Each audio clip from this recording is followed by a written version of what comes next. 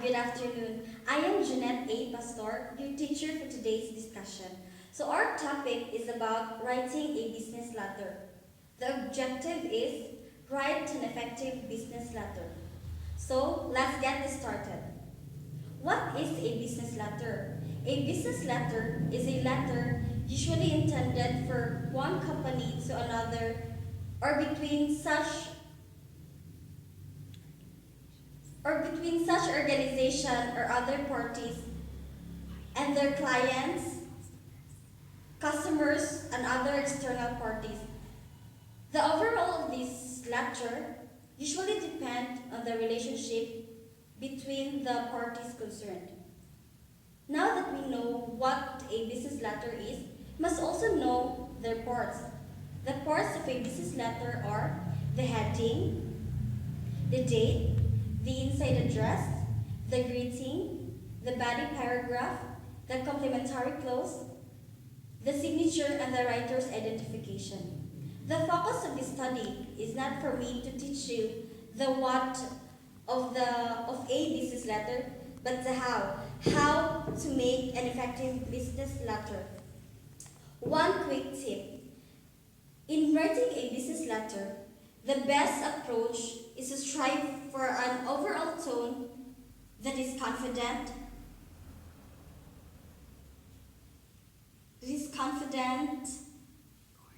courteous, and sincere.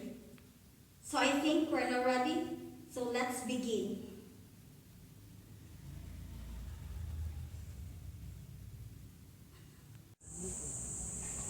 This is an example of a business letter. Let's start. The very top of your business letter, you should start on the first line, so you have 1-inch margin. At the first line, you will write your address. Then you will follow with your city, state, and zip code. You could follow that with your phone number. And then, now it's becoming more and more customary for people to also include their email address as a way to get response from a business letter. So you've noticed it's all in a single space. The most common format of a business letter is called block formatting.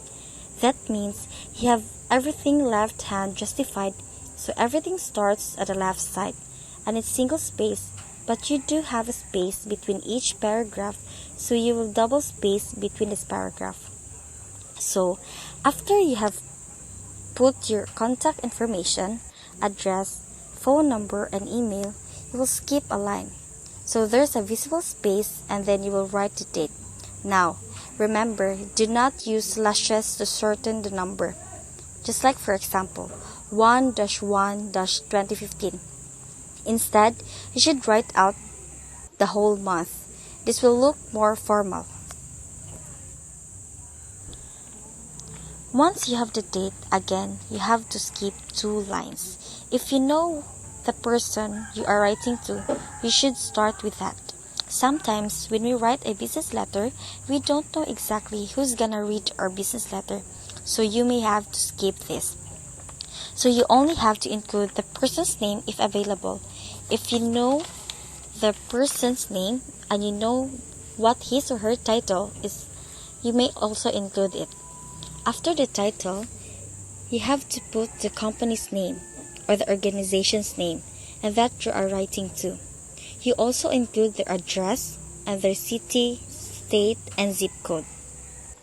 You're gonna skip 2 lines again. So you're gonna have that visible space between the person's name, the title, the company, and the address and your salutation.